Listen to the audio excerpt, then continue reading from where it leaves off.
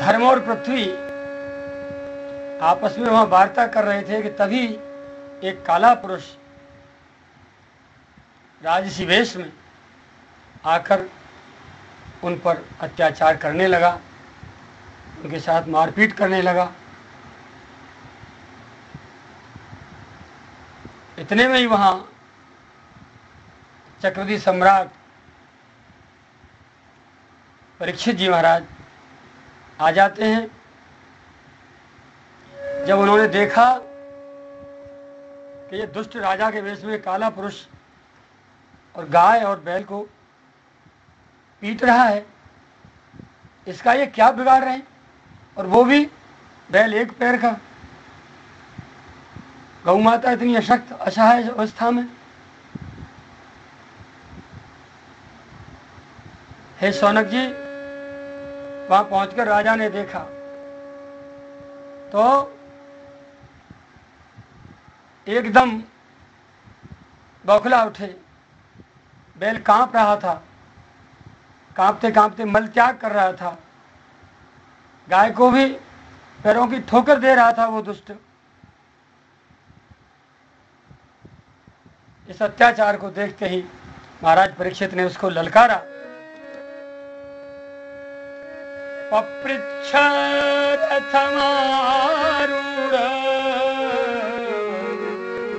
कार्तस्वर परिच्छदं मेघ गंभीरया वाचा समारोपितकारुकः।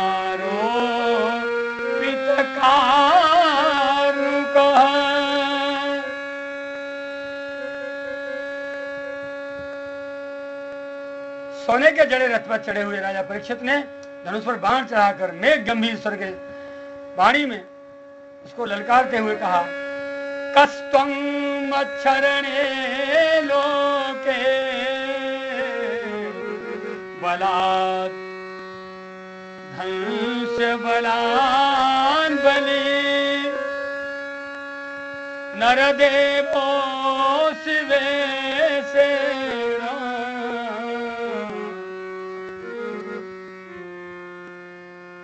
नतवत् कर्मणा द्विजः। अरे तू कौन है दुष्ट, जो बलवान होकर भी मेरे राज्य में इन दुर्बल प्राणियों को बलपूर्वक सता रहा है? तूने नटकी भांत वेश तो राजा का सा बना रखा है, परंतु कर्म से तो तू ऐसा लगता है कोई दुष्ट शूद्र हो। हमारे दादा अर्जुन के साथ भगवान श्री कृष्ण के परम धाम पधार जाने पर इस प्रकार निर्जन स्थान में निरपराधों पर प्रहार करने वाला तू वध के योग्य अपराधी है। इस प्रकार ललकारते हुए उसको फिर उस बैल से राजा ने पूछा, त्वं वा मृणाल धवल पादैन्यूनः पदाचरन् विषरूपेण किं कश्चित् देवो नः परिखेदयन्।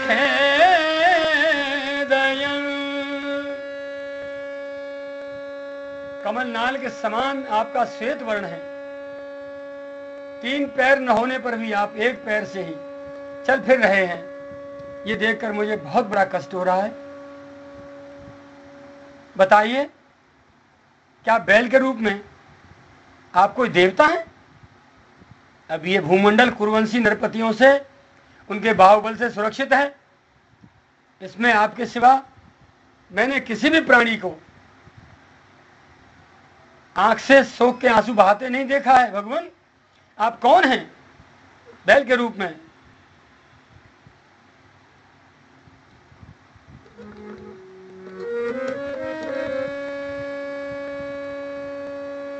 मा सौरभेयानुसारेण सुचो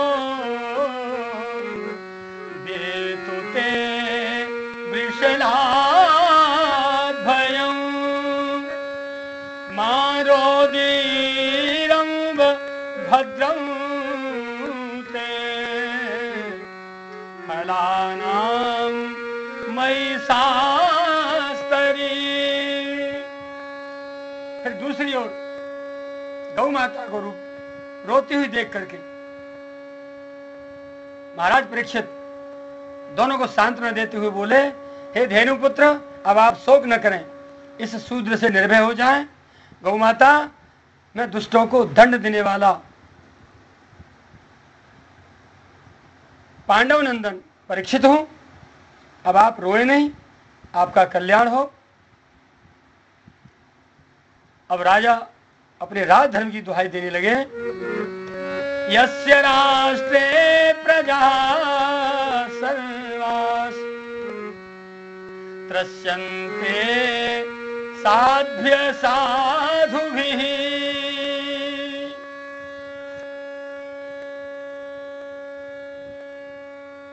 तस्य मत्तस्य न सन्ति कीर्तिरायुर्भगो गतिः।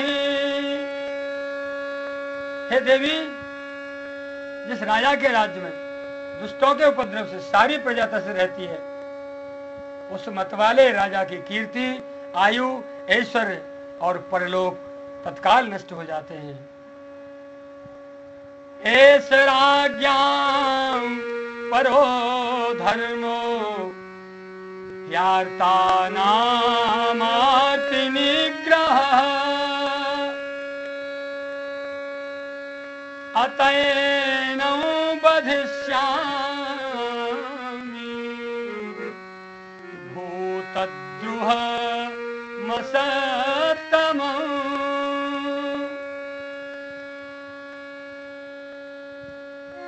राज्ञो हि परमो धर्मः स्वधर्मस्थानुपालनम् शाश्वतोऽन्यान् यथा शास्त्र मनापद्युत्पथानिह। हे माते, राजाओं का परम धर्म यही है कि वो दुखियों का दुख दूर करें। ये महादुष्ट और प्राणियों को पीड़ित करने वाला है, अतः मैं अभी इसे मार डालूंगा। बिना आपत्ति काल में मर्यादा का उल्लंघन करने वालों को शास्त्र अनुसार दंड देते हुए अपने धर्म में स्थित लोगों का पालन करना राजा का परम धर्म होता है। अब बैल रूपधारी धर्म जो है, महाराज परीक्षित से कुछ कहने लगे। न वयं क्लेश बीजानि यतः स्युः पुरुषर्षभ पुरुषं तं विजानीमो वाक्यभेद विमोहिता केचिद् विकल्पवसना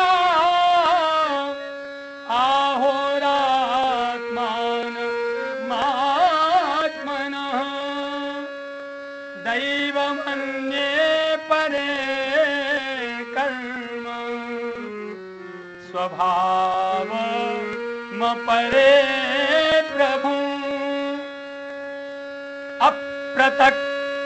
अप्रतर्क्या दनिर्देश्या दितिके स्वपि निश्चयः अत्रानुरूपं राजर्षे विमृशस्व मनीषया।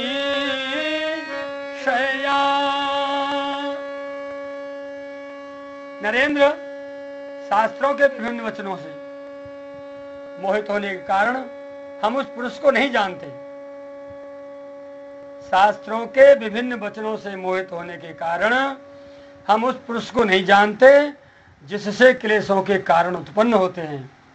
जो लोग किसी भी प्रकार के द्वैत को स्वीकार नहीं करते वो अपने आप को ही अपने दुख का कारण बतलाते हैं। कोई प्रारब्ध को कारण बतलाते हैं, तो कोई कर्म को, तो कोई स्वभाव को, तो कोई ईश्वर को दुख का कारण मानते हैं। किन्हीं किन्हीं का ऐसा भी निश्चय है कि दुख का कारण न तो तर्क के द्वारा जाना जा सकता है और ना ही वाणी के द्वारा ही बतलाया जा सकता है। राजर्षि, अब इनमें कौन सा मत ठीक है, ये आप अपनी बुद्धि से ही विचार कर लीजिए। अब राजा बोले, धर्म ब्रवीषि धर्मज्ञ धर्मोऽसि विषरूपधिक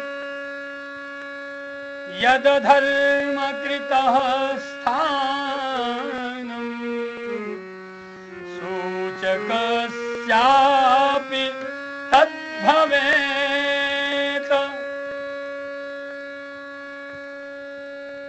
राजा बोले, धर्म का तत्व जानने वाले ऋषभदेव, आप धर्म का उपदेश कर रहे हैं, अवश्य ही आप इस रूप में स्वयं धर्म जान पड़ते हैं।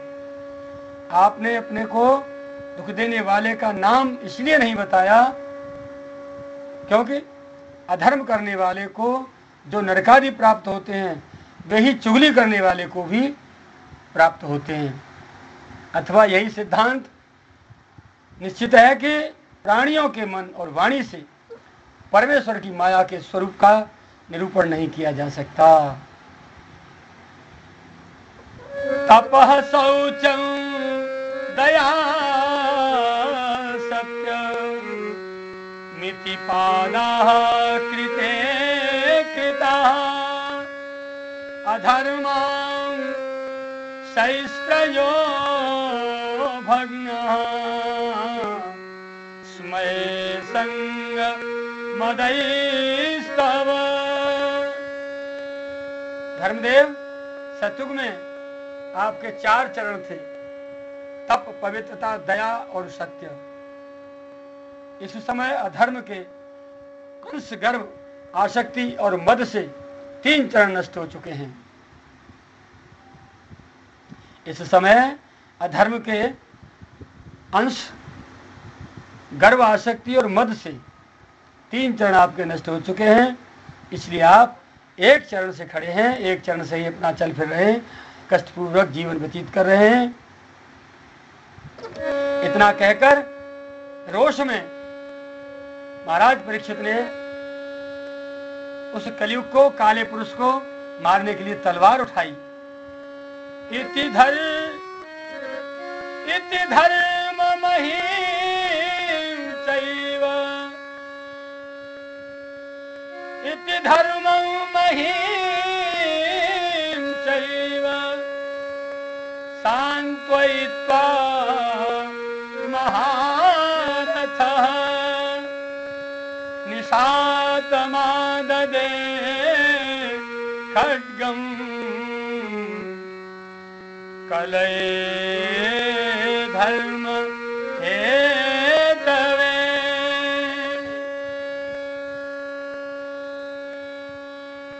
इस प्रकार धर्म और माता पृथ्वी को सांत्वना देते हुए महाराज परीक्षित ने अधर्म के कारण रूप इस कलयुग को मारने के लिए तीक्ष्ण तलवार उठाई। तो तम जिघाम सुमभिप्रेत्य विहाय नृपलाक्षणं तत्पादमूलं शिरसा समगात् भयविह्वलः। कलयुग उतार गया कि ये तो अब मुझे मार ही डालेंगे। अतः झटपट उसने अपने राज चिन्ह उतार दिए और भयभीत होकर महाराज परीक्षित के चरणों में अपना सिर रखकर त्रायमाम पायमाम करने लगा। त्वां वर्तमानं नरदेव देहे स्वनुप्रवृत्तोऽयमधर्म पूगः लोभोन्नितं चौर्यमनार्यमंहो ज्येष्ठा च माया कलहश्च दम्भः। महाराज बोले, कलयुग तेरे राजाओं के शरीर में रहने से ही लोभ, झूठ, चोरी, दुष्टता, स्वधर्म त्याग, दरिद्रता, कपट, कलह, दंभ और दूसरे पापों की बढ़ती हो रही है। तू राजाओं के शरीर में निवास करने लगा है ना, इसलिए सारे के सारे दोष राजाओं में बढ़ते हुए दिखाई दे रहे हैं। नवर्तितव्यं तदधर्म बंधो धर्मेण सत्येन च वर्तितव्यं ब्रह्मा वर्ते यत्र यजन्ति यज्ञै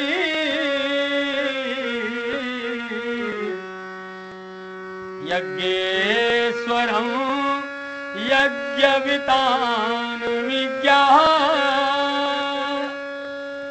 अतः अधर्म के साथी, अब तू इस ब्रह्मावर्त में एक क्षण के लिए भी मत ठहर, क्योंकि ये धर्म और सत्य का निवास स्थान है। मेरे राज्य की सीमा से तत्काल बाहर चला जा। इस क्षेत्र में यज्ञ विधि से अनेकों अनुष्ठानों को जानने वाले महात्मा यज्ञों के द्वारा यज्ञ पुरुष भगवान की आराधना करते रहते हैं। उनके इस पवित्र वातावरण को तू अधर्म से, अपने दुराचार से, अत्याचार से दूषित करने का प्रयास मत कर। अभी तत्काल मेरे राज्य की सीमा से, ब्रह्मावर्त क्षेत्र से बिल्कुल बाहर निकल जा। तन्मे धर्म भृतां श्रेष्ठ स्थानं निर्देष्टुमर्हसि यत्रैव नियतो वत्स्य आतिष्ठन्स्तेनुशासनम्। हे धर्मात्माओं में श्रोमणी महाराज परीक्षित, अब आप मुझे वो स्थान बतलाइए जहां मैं आपकी आज्ञा के अनुसार स्थिर होकर रह सकूं। इस प्रकार कलयुग ने महाराज से बड़ी विनीत वाणी में पूछा।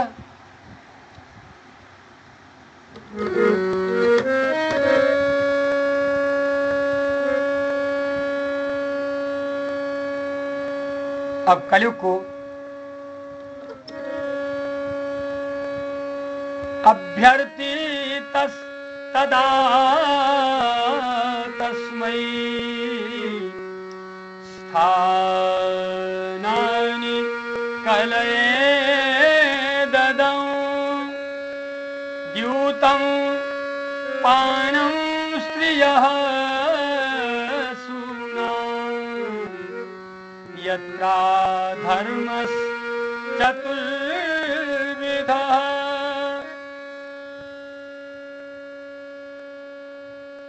कलयुग की प्रार्थना स्वीकार करके महाराज परीक्षित ने उसे 4 स्थान रहने के लिए बता दिए। जहां जुआ खेला जाता हो वो दूतालय, जहां मद्यपान किया जाता हो वो मद्यपान गृह, जहां वेश्यावृत्ति से आजीविका चलती हो वो वेश्यालय, और जहां कट्टी खाने, जहां जीव हिंसा होती हो उस हिंसालय में जाइए। ये 4 स्थान तुम्हारे रहने के तुम्हें दिए जाते हैं। इनमें द्यूतालय में असत्य, मद्यपान में मद, वेश्यालय में आसक्ति और हिंसालय में निर्दयता आदि 4 प्रकार के अधर्म निवास करते हैं। इसलिए अधर्म के साथी तू अभी तत्काल जाके इन 4 स्थानों में रह। मेरे क्षेत्र से, मेरे धर्मात्मा पुरुषों की प्रताड़ना छोड़कर तू तत्काल निकल जा, अन्यथा मैं तेरा भी वध कर दूंगा। पुनश्च याचमानाय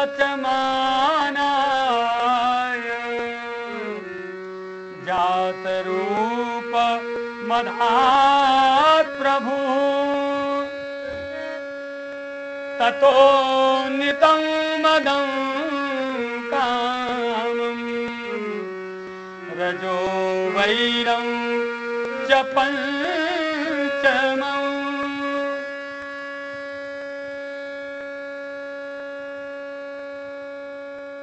राजा की बात सुनकर कलयुग ने कहा कि महाराज ये तो स्थान मेरे लिए कम रहेंगे, मुझे और स्थान दीजिए, इनसे मेरा संतुष्टि नहीं होगी। तब समर्थ परीक्षित ने उसे रहने के लिए एक और स्थान दे दिया और कहा कि जा, तेरा स्वर्ण में निवास कर तू। इस प्रकार कलयुग के रहने के 5 स्थान हो गए: झूठ, मद, काम, बैर और रजोगुण आदि। अब तत्काल सूत जी महाराज धर्मात्मा पुरुषों के लिए क्या निषेधाज्ञा करते हैं? अथैतानि न सेवेत बुभूषुः पुरुषः क्वचित् विशेषतो धर्मशीलो राजानोक पति गुरु।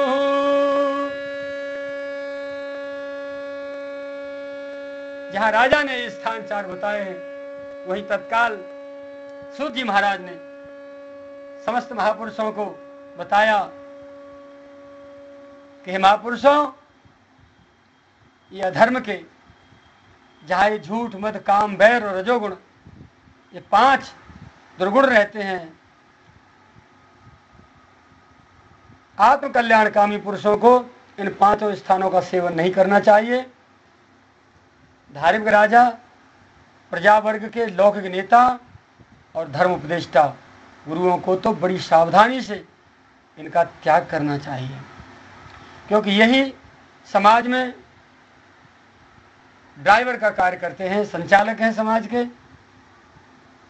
समाज के भीतर रहकर धर्म की स्थापना करने वाले धर्म स्थापक भी हैं, व्यवस्थापक भी हैं, रक्षक भी हैं। इसलिए धार्मिक राजाओं को, लौकिक नेताओं को और धर्म के उपदेष्टा गुरुजनों को इन स्थानों का दूतालय, मद्यपान गृह, वेश्यालय और हिंसालय तथा स्वर्ण का त्याग करना चाहिए, क्योंकि इसमें कलयुग का निवास रहता है। वो यदि इनका सेवन करेंगे तो निश्चित रूप से अधर्म का आचरण उनसे होता रहेगा और उनको फिर प्रमाण मान करके अच्छे अच्छे भले पुरुष भी मार्ग भटक कर अधर्म का आचरण करने लग जाएंगे। इसलिए इन सभी लोगों को तो बड़ी ही सावधानी से अपने जीवन को व्यवहार जगत में आचरण करने की आवश्यकता है। तपः सौ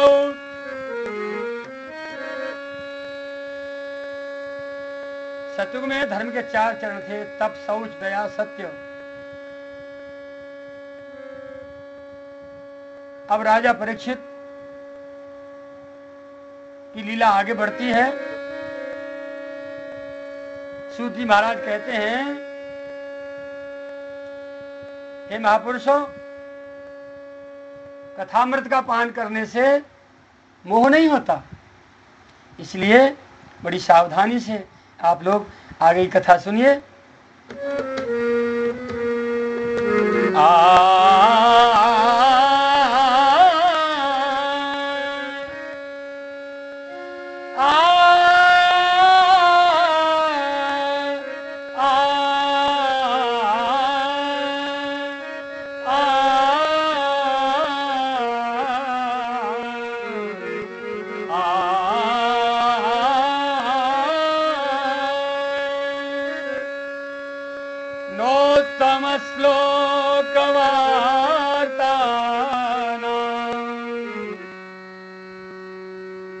श्रुतां तत्कथामृतं स्यात् सम्भ्रमोऽत कालोऽपि स्मरतां तत्पदाम्बुजं।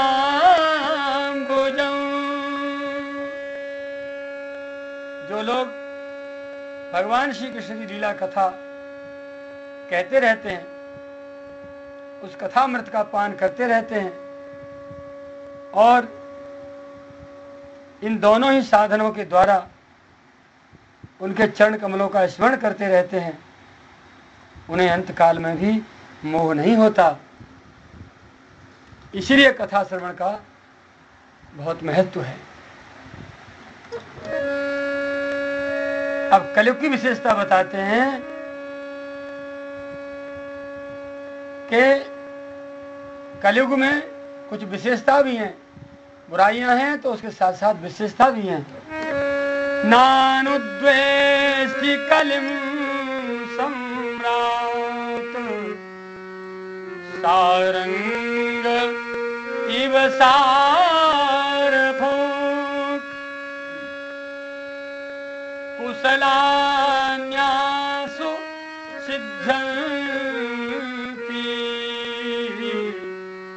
नेतराणि कृतानि यत्। भ्रमर के समान सारग्राही सम्राट परीक्षित कलयुग से कोई द्वेष नहीं रखते थे, क्योंकि इसमें यह एक बहुत बड़ा गुण है कि पुण्य कर्म तो संकल्प मात्र से ही फलीभूत हो जाते हैं, परंतु पाप कर्म का फल शरीर से करने पर ही मिलता है, संकल्प मात्र से नहीं।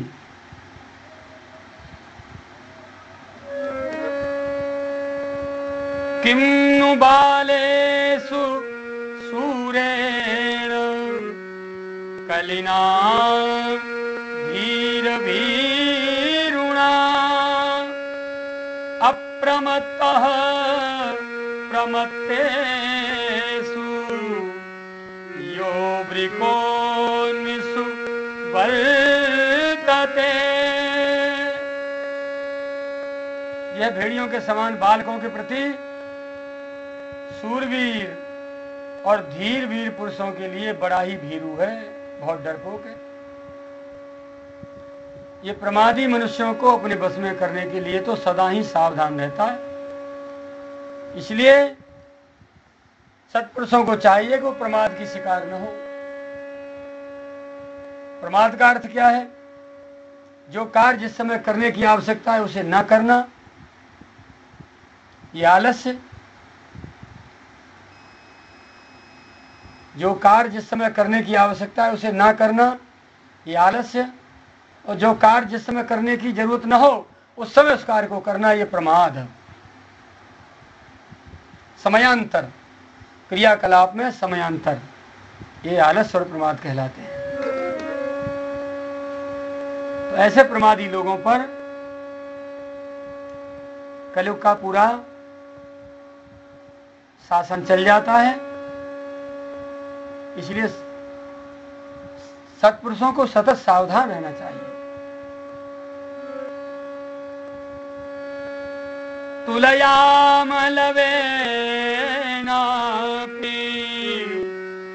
न स्वर्गं न पुनर्भवं भगवत् संगी संगस्य मर्तानां किमुताशिषः भगवत् संगी संगस्य मर्त्यानां किमुताशिषः।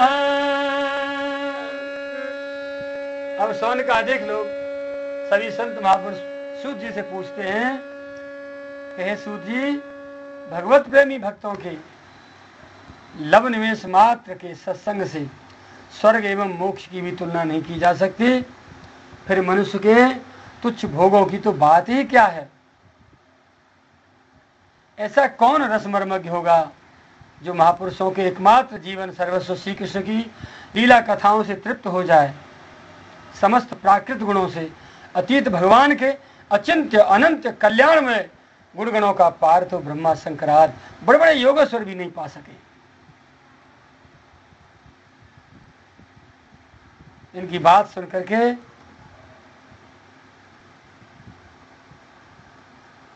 फिर सूत जी ने कुछ अपने विषय में बताया।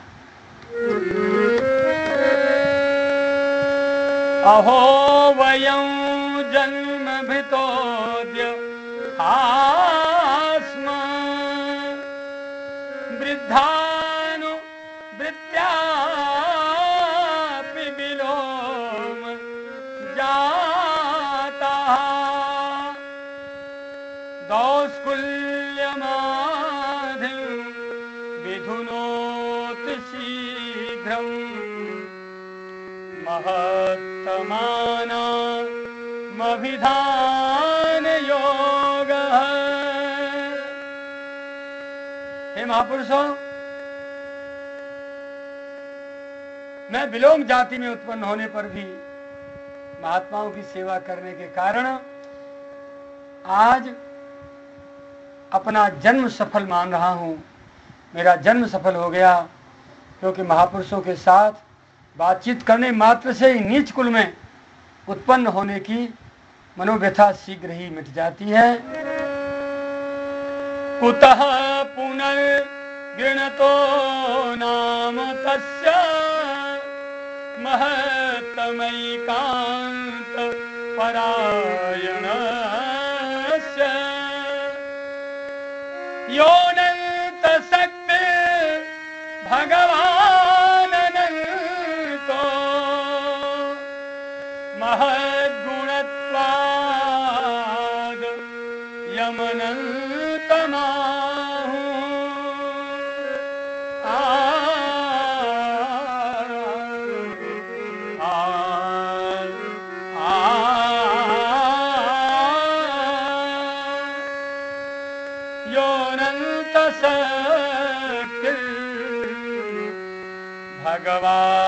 भगवानन्तो महद्गुणत्वाद् यमनन्तमाहु।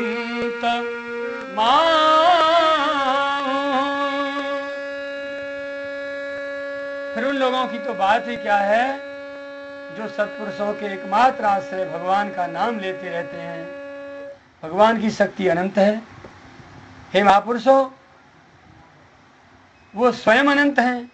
वास्तव में उनके गुणों की अनंतता के कारण ही उन्हें अनंत कहा गया है। और देखिए,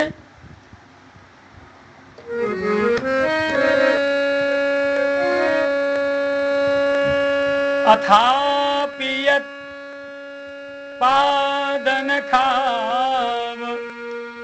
सृष्टं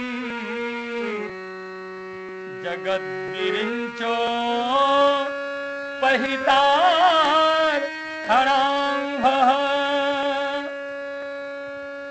शेषं पुनात्यन्नतमो मुकुन्दात् को नाम लोके भगवत्पदार्थः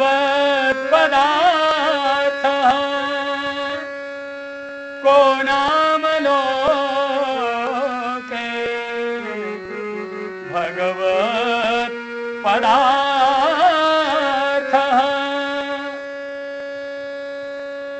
श्री ब्रह्मा जी ने भगवान के चरणों का प्रक्षालन करने के लिए जो जल समर्पित किया था,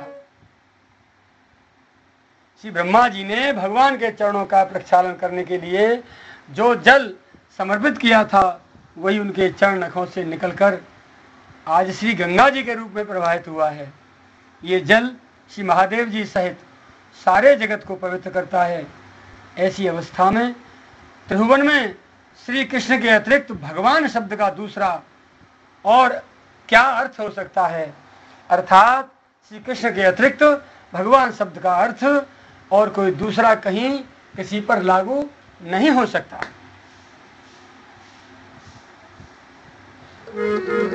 आ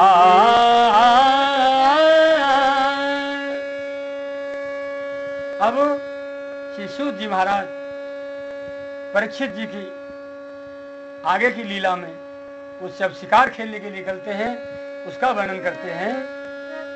एकदा धनुरुद्यम्य विचरन् मृगयां वने मृगाननु गतः श्रान्तः क्षुधितस्तृषितो भृशम्। उस स्थान पर खड़े खड़े महाराज परीक्षित ने जब कलयुग को 5 स्थान बता दिए और फटकार के उसे भगा दिया, उसके बाद महाराज अपनी प्रजा के सुख की निगरानी करने के लिए आगे चल पड़ते हैं। प्रजा में, बस्ती नगर में इधर उधर घूमना देखना ये तो सहज हो जाता है, लेकिन वन्य पशुओं में भी कौन ज्यादा बलवान पशु अन्य समस्त कमजोर पशुओं को कष्ट दे रहा है, अथवा बलवान पशुओं के द्वारा कमजोर पशु ज्यादा हताहत कर दिए गए हैं, पीड़ित कर दिए गए हैं, या उनको अंगभंग कर दिया गया है, जिससे वो पड़े पड़े न कुछ खा पा रहे हैं, न कुछ पी पा रहे हैं, न कहीं घूम फिर पा रहे हैं।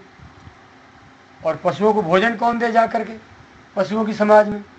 इसलिए ऐसे भयंकर कष्ट में पड़े रहने वाले पशुओं को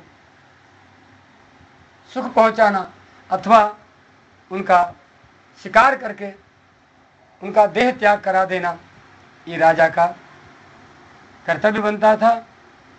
इसीलिए जहाँ शिकार खेलने का वर्णन आता है, लोग इस पर बहुत बड़ी टीका टिप्पणी करते हैं कि बड़े बड़े धर्मात्मा लोग जो है, राजा भी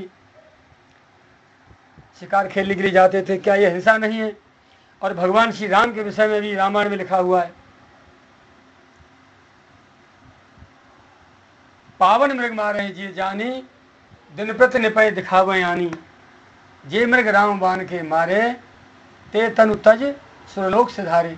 यहाँ मृग शब्द का अर्थ केवल हिरण से नहीं है, चौपाई पशुओं से है, उन हिंसक पशुओं से है जो अपने समाज के कमजोर पशुओं को सताते रहे हैं, अथवा सताए हुए पीड़ित जो भोजन और जल नहीं ग्रहण कर पा रहे, मर भी नहीं पा रहे हैं।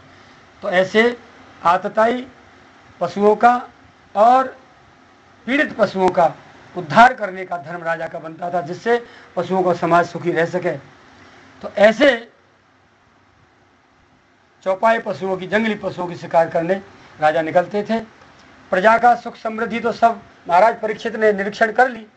अब जंगल में वो शिकार के लिए निकलते हैं कि देखूं मेरी वन्य पशुओं की समाज कैसी है, सुरक्षित है या पीड़ित है। इसके लिए राजा आगे निकलते हैं। तो एक दिन राजा जब धनुष पर बाण लेकर वन में शिकार खेलने के लिए चले, हिरणियों के पीछे दौड़ते दौड़ते वे थक गए थे।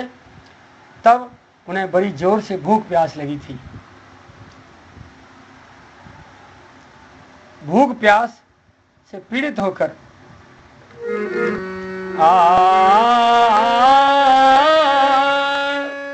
उन्होंने क्या देखा कि वहां एक आश्रम है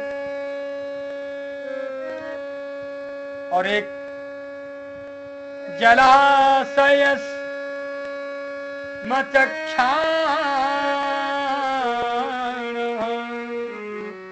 प्रविवेश तमाश्रम ददर्श मुनि माशीनम शांतम मीलितलोचनम।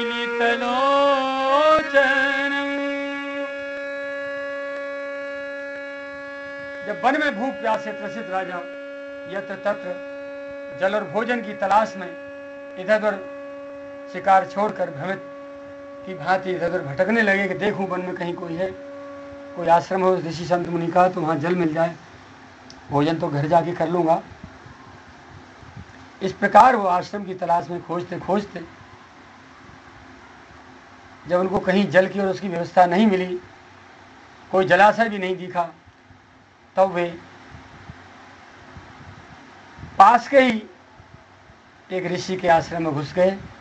उन्होंने देखा कि वहाँ आंखें बंद करके शांत भाव से एक मुनि अपने आसन पर बैठे हुए ध्यान मग्न हैं।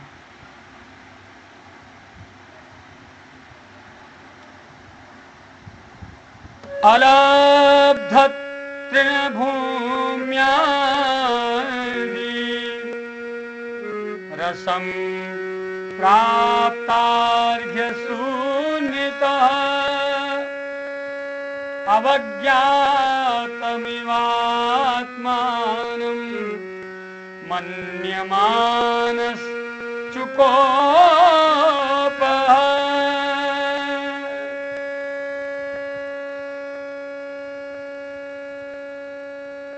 अब संत तो ध्यान में मगन थे।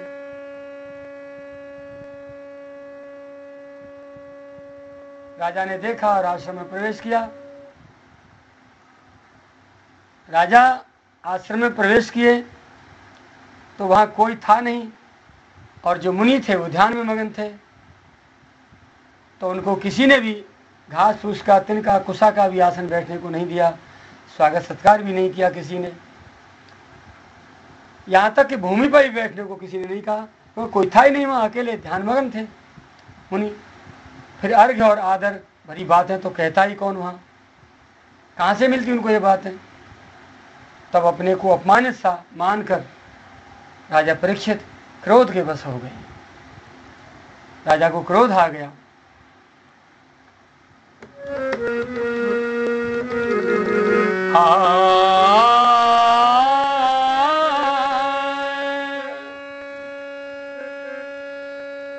अभूतपूर्व सहसा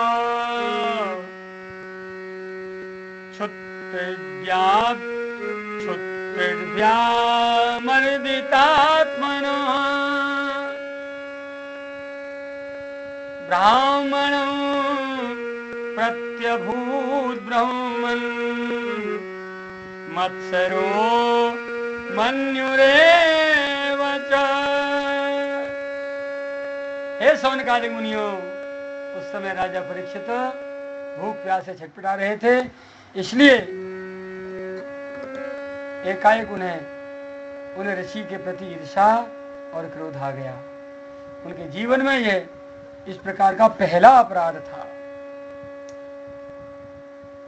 उन्होंने किसी सज्जन पर, मानव पर कोई कभी क्रोध किया ही नहीं था,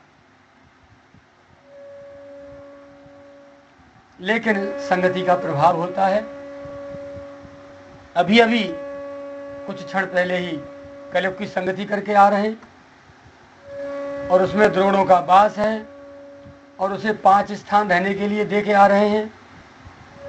जिस स्वर्ण में वास उसका है, वो स्वर्ण का मुकुट भी तो राजा के सिर पर रखा हुआ है,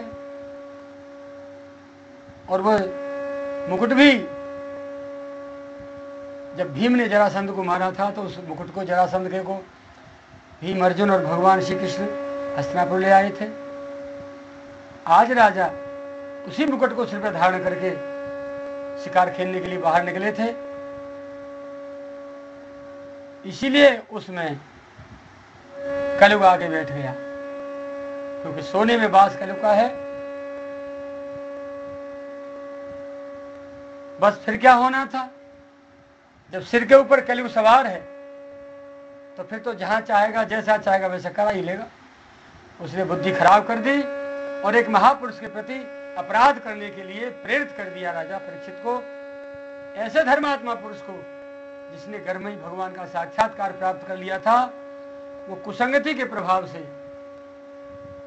और कंचन के प्रभाव से, इनकी कुसंगति के प्रभाव से राजा अपराध करने के लिए प्रेरित हो गया।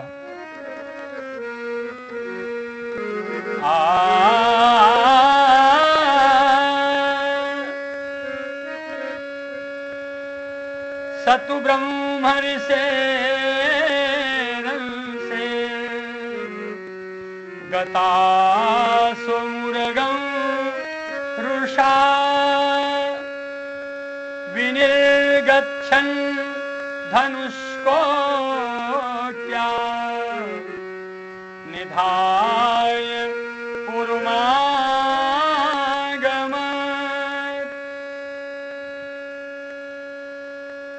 बस फिर क्या होना था?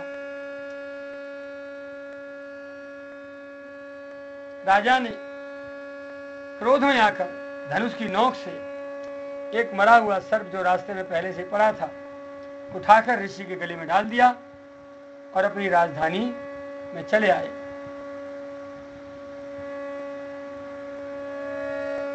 एस किम निभृता शेष करणो मीलि ते क्षण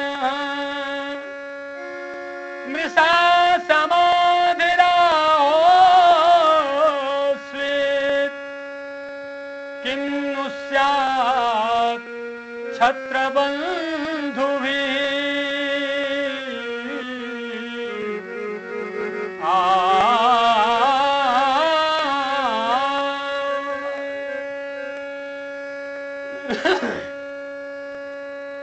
राजा के मन में ये बात आई कि ऋषि ने जो अपने नेत्र बंद कर रखे हैं तो क्या ये वास्तव में इन्होंने अपनी सारी इंद्रियां वृत्तियों को निरोध कर लिया है, अथवा इन राजाओं से हमारा क्या प्रयोजन है, ये सोचकर इन्होंने झूठ मूठ समाधि का ढोंग रच रखा है। ओहो, ऐसा मन में विचार आया। इस विचार से, इस दूसरे विचार से, इस कुसंगित विचार से, इस कलयुग के प्रभाव से राजा ने ऋषि के गले में सर्प डाला। उस समय भगवत कृपा, स्वयं का सदाचार, सद्बुद्धि पता नहीं कहां विदा हो गए। कुसंग इतना प्रबल होता है कि अच्छे अच्छे धर्मात्मा सदाचारी पुरुषों को भी मार्ग से भटका देता है। इसलिए प्रत्येक क्रिया करने से पहले, खासकर दुष्कर्म करने से पहले तो व्यक्ति को खूब सोचना चाहिए। लोग सत्कर्म के लिए तो मुहूर्त निकलवाते हैं अपने कुलगुरु आचार्य पंडितों से, परंतु दुष्कर्म करने के लिए आज तक किसी ने मुहूर्त छटवाया हो ऐसा हमने नहीं सुना। जबकि उचित यही है, क्योंकि प्राणी की बुद्धि, जीव की बुद्धि निरंतर दुष्कर्म और कुसंग से प्रभावित रहती है। इसलिए सत्कर्म के लिए जब सतोगुण वृत्ति पे आ जाए तब बिना सोच विचारे, कोई मुहूर्त छांटे बिना तत्काल कर देना चाहिए। और दुष्कर्म करने का जब भी नंबर आए, पाप और अपराध करने की जब बारी आए, तब उसे खूब सोच विचार लेना चाहिए। इसके बाद आचार्य गुरुजनों से जाके सलाह लेनी चाहिए और मुहूर्त छटवाना चाहिए। अब आप समझते हैं कि जब कुलाचार्यों के पास, संत सदगुरुओं के पास जब जाएंगे और दुष्कर्म करने की सलाह लेंगे तो क्या वो देंगे? कदाप नहीं देंगे। और जब वो सलाह नहीं देंगे, कदाप मुहूर्त नहीं छाटेंगे, नहीं बताएंगे, तो जीव की क्या हिम्मत, क्या औकात, क्या साहस कि वो दुष्कर्म कर सके। इसलिए जीव दुष्कर्म करने से बच जाएगा। जब भी दुष्कर्म करने की मन में आए तभी अपने महत्जनों से, बड़े जनों से, गुरुजनों से उसके बारे में अवश्य पूछना चाहिए, सलाह लेनी चाहिए। बिना सोचे विचारे ऐसा नहीं करना चाहिए। अब राजा संत के गले में सर्प डाल के अपनी राजधानी चले आए, मुकुट उतार के रखा। जैसे ही मुकुट उतारा तो कलयुग का प्रभाव बुद्धि से दूर हुआ, तुरंत सतोगुणी सात्विक विचार आए और एकदम राजा को सन्नाटा हुआ। हाय हाय हाय हाय, मैं स्वयं रक्षक ही भक्षक बन गया। आज तक मेरे पूर्वजों के वंश में मेरे से पहले किसी ने भी महापुरुषों का अपराध नहीं किया, संतों को नहीं सताया, और आज मेरे द्वारा महापुरुष का अपराध हो गया। यहाँ एक बहुत विचारणीय प्रसंग है भैया, क्योंकि श्रीमद् भागवत महद अपराधियों की एक लिस्ट है। जिन जिन लोगों ने बड़ों का, गुरुजनों का, संतों का, महापुरुषों का, माता पिता का अपराध किया है, उनकी क्या क्या दुर्दशा हुई है। उनके इसमें उदाहरण इकट्ठे करके एक जगह रख दिए गए हैं, इसलिए महज अपराधियों की लिस्ट कही जा रही है।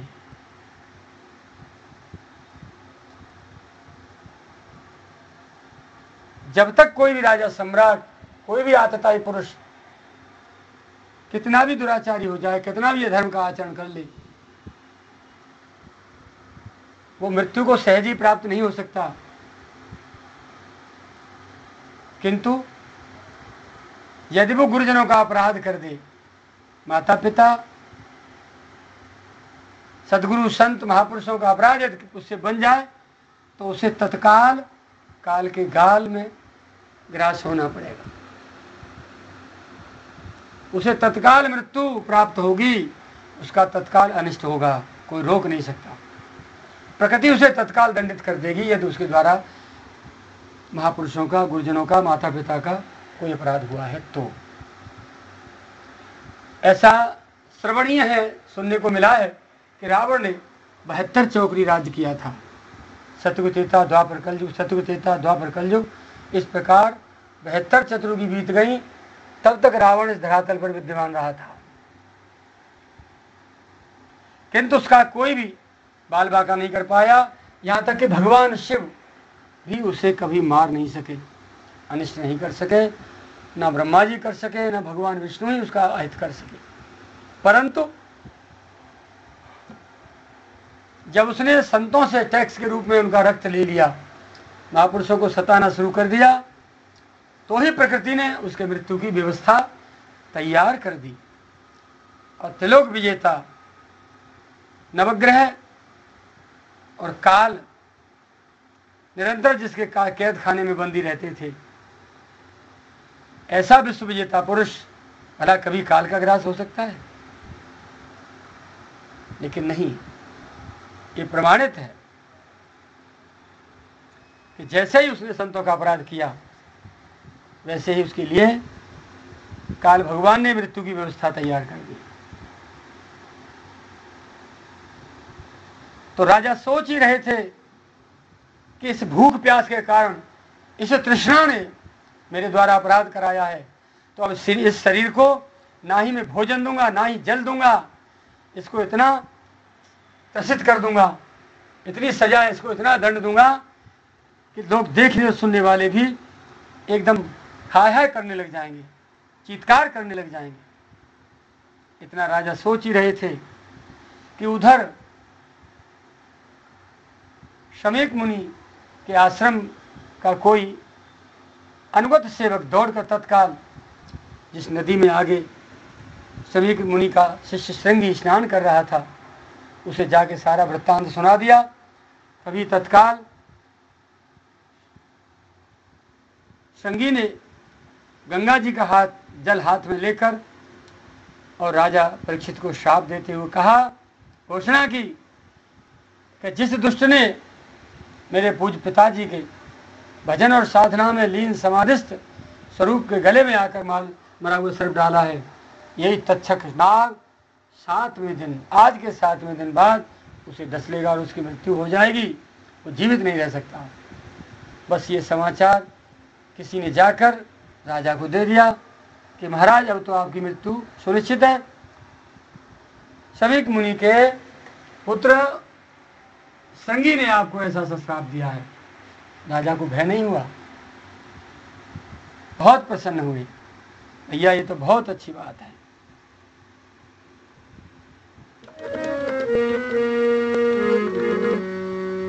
जब ये बात अंत में मुनिराज शमीक को पता चली कि श्रृंगी ने ऐसे धर्मात्मा राजा को और श्रापित कर दिया है, उनको बड़ा कष्ट हुआ और फटकारने लगे अपने पुत्र को।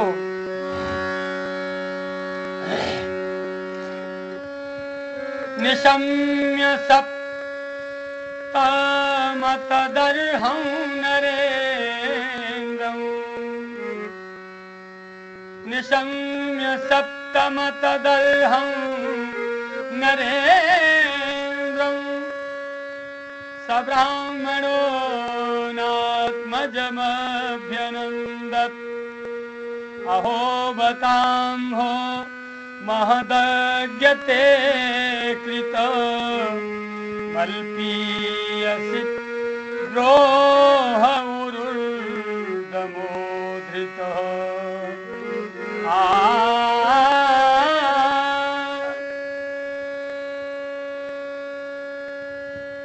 ब्रह्मर्षि शमीक ने राजा को श्राप देने की बात सुनकर अपने पुत्र को अभिनंदन नहीं किया, उससे प्रसन्न नहीं हुए। उनकी दृष्टि में महाराज परीक्षित श्राप के योग्य थे ही नहीं। उन्होंने कहा, जो मूर्ख बालक, ओ मूर्ख बालक, तूने बड़ा पाप किया है। खेद है कि उनकी थोड़ी सी भूल के लिए तुमने उनको इतना बड़ा दंड दे दिया है। धर्मपालो नरपति सतु सम्राट बृहच्छवः साक्षान् महाभागवतो राजर्षि हयमेधया। अरे मूर्ख बालक, सम्राट परीक्षित तो बड़े ही यशस्वी और धर्म धुरंधर हैं। उन्होंने बहुत से अश्वमेध यज्ञ किए हैं और वे भगवान के परम प्रिय भक्त हैं। वे राजर्षि तो भूख प्यासे व्याकुल होकर हमारे आश्रम पर आए थे और हमने उनका कोई स्वागत नहीं किया। हम समाधि में लीन थे तो किसी आश्रम वासी ने उनको बैठने को आसन नहीं दिया, ना जलपान दिया, ना उनकी कुशलता पूछी। इसलिए अपराध हमारा है कि अतिथि हमारे यहाँ से बिना आतिथ्य के लौट गया, प्यासा भूखा लौट गया। इसलिए अपराधी राजा नहीं, हम हैं। इसीलिए वे शाप के योग्य कदाप नहीं है। तुमने बहुत बड़ी भूल की और बड़ा गलत शाप तुम्हें दे दिया।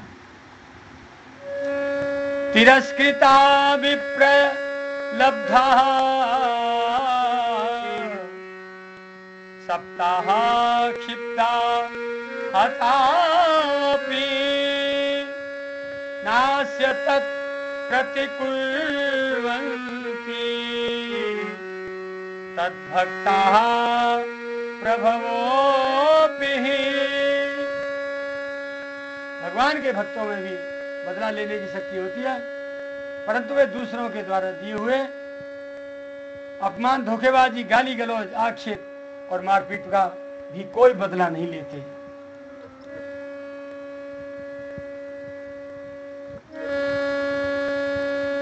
प्रायशः साधवो लोके परैर्द्वन्द्वेषु योजिताः न व्यथन्ति न ह्रस्यन्ति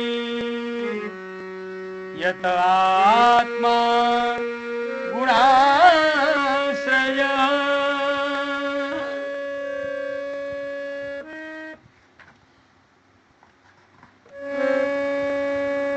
महात्माओं का स्वभाव ही होता है कि वे जगत में जब दूसरे लोग उन्हें सुख दुख आदि द्वंद्वों में डाल देते हैं, तब भी वे प्राय हर्षित या व्यथित नहीं होते, क्योंकि आत्मा का स्वरूप तो गुणों से सर्वथा परे है। इसीलिए संगी के द्वारा डाले गए दिए गए श्राप से शमीक मुनि बहुत व्यथित थे। पुत्र के अपराध पर उनको बड़ा प्रायश्चित था, बहुत पश्चाताप हुआ। राजा परीक्षित ने जो उनका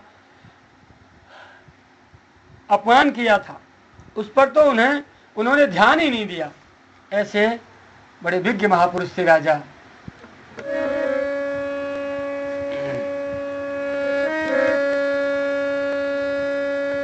अब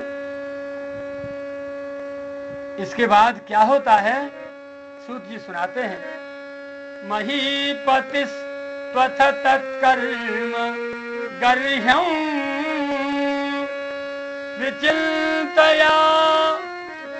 विचिन्तयन्नात्मकृतं सुदुर्मनः अहो मया नीचमनार्यवत्कृतं निरागसित ब्रह्मणि गूढ़ तेजसी। जी बोले, हे ब्रह्मर्षियों, राजधानी पहुंचकर महाराज परीक्षित को अपने निंदनीय कर्म के लिए बड़ा ही पश्चाताप हुआ। वे अत्यंत उदास होकर सोचने लगे कि मैंने निरपराध एवं अपना तेज छिपाए हुए एक ऋषि का अपमान किया है, उनके साथ अनार्य पुरुष के समान, दुरात्मा पुरुष के समान बड़ा ही नीच व्यवहार किया है। ये बड़े ही खेद की बात है।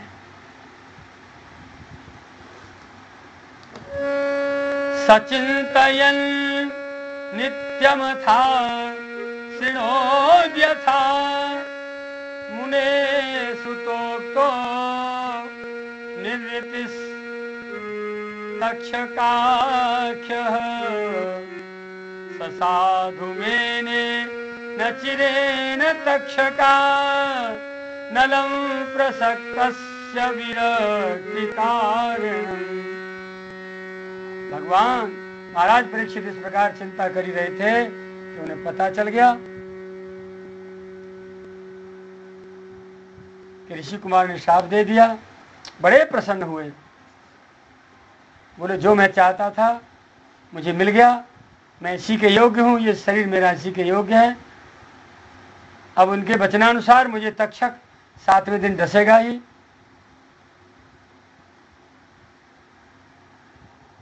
तब धधकती हुई आग के समान तक्षक का डसना बहुत ही अच्छा लगा।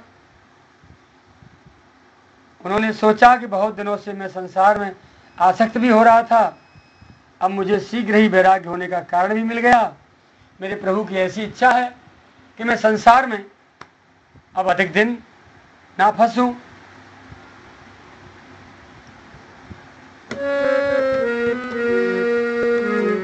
अथो विहाय मम मूर्छलोके विमर्शितो हेयतया पुरस्तात्